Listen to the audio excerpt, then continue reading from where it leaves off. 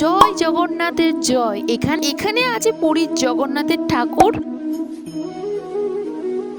এই মন্দির প্রায় 500 বছর পুরনো। এই জগন্নাথের মন্দির, এই জগন্নাথ মন্দিরটি কোথায় অবস্থিত, তোমরা এখানে কিভাবে আসবে, তাছাড়াও এখানে কিন্তু মেলা বসেছে, জগন্নাথের মেলা। জগন্নাথের মন্দির কখন খোলা হয় এবং কখন বন্ধ হয়, ভোগের প্রসাদ এবং মহাভোগের প্রসাদ কখন দেওয়া হয়। প্রায় 500 বছর আগে জগদীশ পণ্ডিত গিয়েছিলেন পুরীতে ভ্রমণ করতে, জগন্নাথকে দর্শন করতে। সেখান থেকে জগন্নাথের দর্শন পেয়ে এই জগন্নাথ স্বপ্নদোষ দেখা দিয়ে জগদীশ পণ্ডিত এইখানে নিয়ে এসেছে পুরীর জগন্নাথের বিগ্রহ।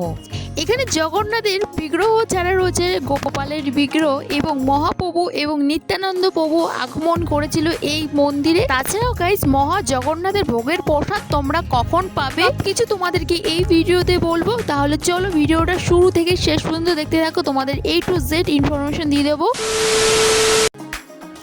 হাই চলে এসেছি নতুন আরেকটি ব্লগ ভিডিও নিয়ে। তো তোমরা অলরেডি টাইটেল থাম্বনেল দেখে বুঝতে পেরেছো আমি চলে এসেছি জগন্নাথের কাছে, শ্রী জগন্নাথ মহাপ্রভুর কাছে। আর এই জগন্নাথকে তোমাদেরকে দর্শন করাবো একদম নদিয়া জেলার চাকদাহ যশোর গ্রামে অবস্থিত এই জগন্নাথের মন্দিরটি। প্রায় 500 বছর পুরনো প্রাচীনতম এই মন্দিরটি। শ্রী জগন্নাথের এই মন্দিরে আসতে হলে তোমাদের আসতে হবে সোজা চাকদাহ স্টেশন। আমি এদের থেকে শিয়ালদা লোকাল ধরে চলে এসেছি চাকদাহ স্টেশনে। তোমরা যে কোনো একটি লোকাল ধরে চলে আসবে একদম চাকদাহ স্টেশনে। স্টেশন থেকে নেমে একদম থেকে আমরা টোটো ধরে চলে এসেছি চাকদাহ জগন্নাথের মন্দিরে। তোমাদের টোটো ভাড়া নেবে পার হেড 15 টাকা করে। দেখতেই পাচ্ছ গেটের শুরুতে দুপাশে দুটো সিংহ রয়েছে, ভীষণ সুন্দর গেটটা তৈরি করেছে। তোমাদের গেটটা ভালো করে, এই গেটটি তোমাদেরকে সিনেমাটিক শটের মাধ্যমে দেখাচ্ছে, দেখো।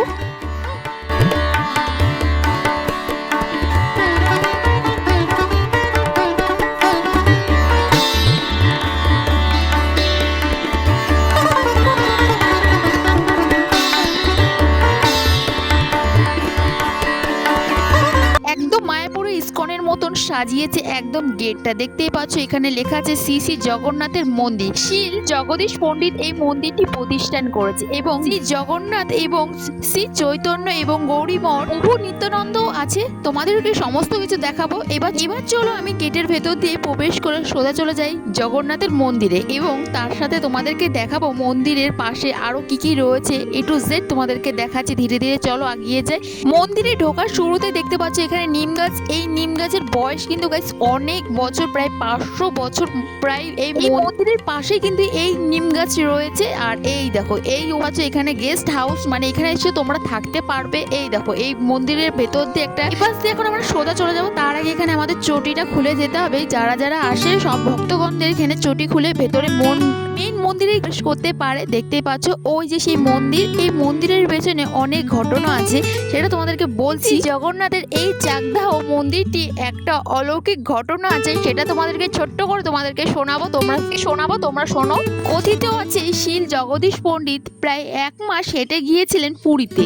বৃদ্ধা বয়সে যখন জগদীশ পণ্ডিত মনে মনে জগন্নাথ ঠাকুরকে বলেছিল, হে ভগবান, আমার তো অনেক বয়স হলো, আমি তো এই জগন্নাথের মন্দিরে আর আসতে পারবো না। তখন পুরীর জগন্নাথ স্বপ্নদোষ দেখা দিয়েছিল, জগদীশ পণ্ডিতকে বলেছিল যে আমার পুরনো বিগ্রহ মূর্তি নিয়ে যাবে তোর সঙ্গে। কিন্তু তখন শ্রী জগন্নাথ প্রভু বলেছিল, তখন জগদীশ পণ্ডিত জগন্নাথকে বলেছিল, হে প্রভু, আমার তো বৃদ্ধ বয়সে আমি তো এত ভারী বিগ্রহ নিয়ে যেতে পারবো না। তখন জগন্নাথ বলেছিল, আমি শোলার মতন হালকা হয়ে যাব, তুই আমাকে কাঁধে করে নিয়ে যাবি।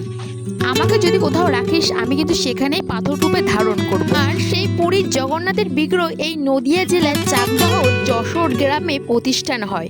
আজ থেকে প্রায় 500 বছর পুরনো এই প্রতিষ্ঠান হয়েছে এই জগন্নাথের মূর্তি।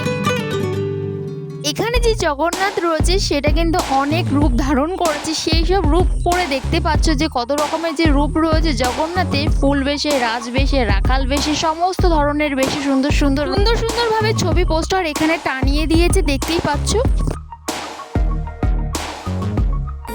এই মন্দিরের ভেতরে রয়েছে নাট মন্দির, দেখতেই পাচ্ছ ওই যে একটা নাট মন্দির। আর এই পাশে ডান পাশে রয়েছে ভজন কুটি। আর যেহেতু এখন জগন্নাথ স্নান যাত্রায়, তাই এখন জগন্নাথকে উঠিয়ে এখানে রাধাকৃষ্ণর মূর্তি রেখেছে। শ্রী জগন্নাথের আরেকটি রূপ হিসেবে আমরা সবাই জানি শ্রীকৃষ্ণ, তাকেই এখানে আসনে বসিয়েছে।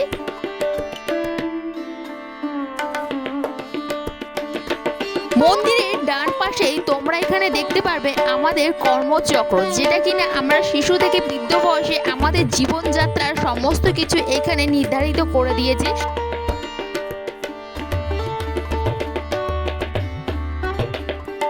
এই মন্দিরটি জগদীশ পণ্ডিত ছাড়াও আরো অনেকেই তৈরি করেছে, যেমন কৃষ্ণনগরের রাজা কৃষ্ণচন্দ্র তৈরি করে দিয়েছে এই জগন্নাথের মন্দির। আর যেহেতু ক্যামেরা অ্যালাউ নেই, তাও আমি তোমাদেরকে দূর থেকে দেখাচ্ছি এখানে কৃষ্ণ এবং রাধাকে কি অপূর্ব সুন্দর লাগছে, এত সুন্দর। সকাল সকাল এসে মহাপ্রসাদ পড়ে গেলাম। শ্রী শ্রী জগন্নাথের প্রসাদ সকালবেলা এসেই পাওয়া গেল।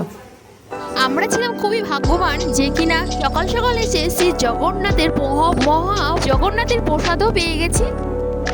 ভোগের প্রসাদের রান্না বান্নাটা ভালো করে দেখিয়ে দিই, কোথায় রান্না বান্না হয়। এখানেও এসে কিন্তু গাইস তোমরা থাকতে পারো, যেমন এই দেখো এই জায়গাটা কিন্তু তোমরা এসে থাকতে পারো, মানে হোটেলের মতন দেখতেই পাচ্ছ। অনেকগুলোই আছে রুম, আর যোগাযোগ নাম্বার তোমাদেরকে দেখাচ্ছি। এই যে দেখতে পাচ্ছ এখানেই দিয়ে দিয়েছে। শ্রী শ্রী জগন্নাথ মন্দিরে প্রসাদ পাওয়ার জন্য ইচ্ছুক ভক্তগণ এই নাম্বারে ফোন করবে। মানে যারা প্রসাদ নিতে চাও, ভোগের প্রসাদ, অবশ্যই তোমরা এই নাম্বারে যোগাযোগ করবে। আর যারা হচ্ছে শ্রী শ্রী জগন্নাথের হিন্দুত্ব সার্টিফিকেটের জন্য নাম্বার যোগাযোগ করতে পারো। মানে এই জায়গাটা বেসিক্যালি রান্নার জায়গা। এখানটা দেখতে পাচ্ছ রান্না হয়, এখানে সবজি রয়েছে।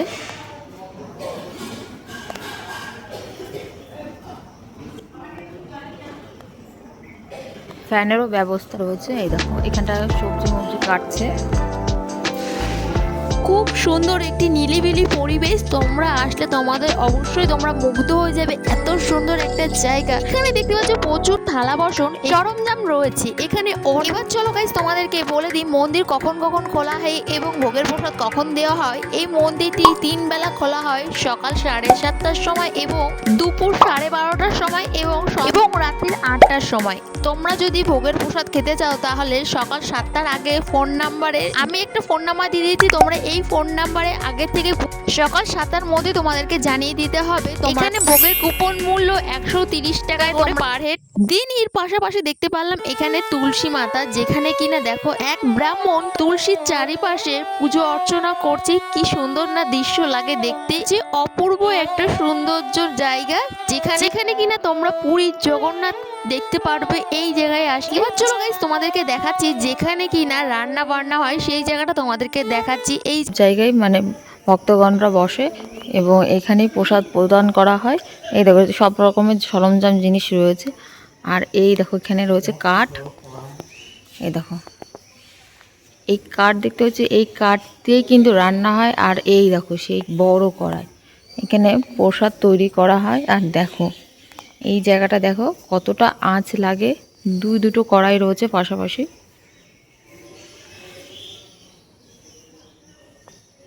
জগন্নাথের মন্দিরের বাইরে এখানে দেখতে পাবে গোশালা। এই দেখো গরু রয়েছে এখানে। মন্দিরটা খুব পরিষ্কার পরিচ্ছন্ন দেখতে পাচ্ছ।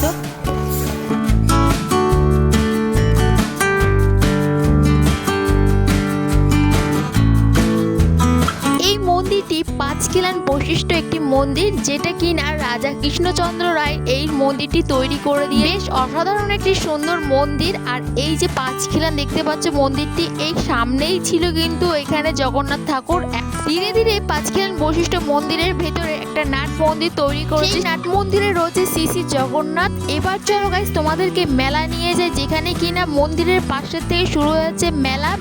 তোমরা সকাল সকাল এসেছি তাই দোকানপাট বন্ধ হয়ে গেছে, দুপুর হতে হতে সব খুলে যাবে। দেখতে পাচ্ছ দুপুর হতে হতে কিন্তু সব খুলে যাবে। 2026 রথযাত্রায় জগন্নাথকে স্নান যাত্রায় এইখানটা স্নান করিয়েছে। এই যে এই জায়গাটা দেখতে পাচ্ছ, এটা হচ্ছে একদম মন্দিরের ডান সাইডে রাস্তায় তোমরা এত সুন্দর একটা জায়গা দেখতে পাচ্ছ, যেটা কিনা একদম গঙ্গা নদীর পাড়েই রয়েছে এই জগন্নাথ। এবার চলো গাইস তোমাদেরকে মেলার পরিক্রমা দেখায়, মেলাতে কি কি বসেছে। মেলাতে গাইস অনেক রকমের দোকানের খাবার বসেছে। যেহেতু আমরা সকালবেলা এসেছি তাই এখন দোকানপাটগুলো বন্ধ রয়েছে, বিকেল হতে হতে দোকানগুলো সব খুলে যাবে।